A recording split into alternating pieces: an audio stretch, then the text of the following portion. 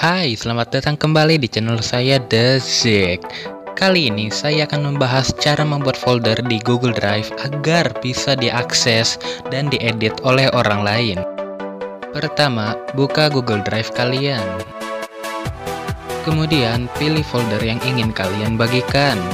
Klik 3 titik yang ada di samping folder. Aktifkan berbagi link.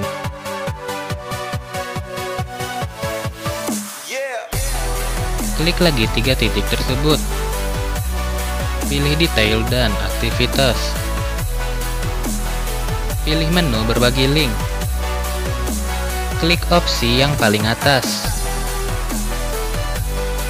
Sekarang folder Anda sudah bisa dibagikan, diakses, dan diedit oleh orang lain.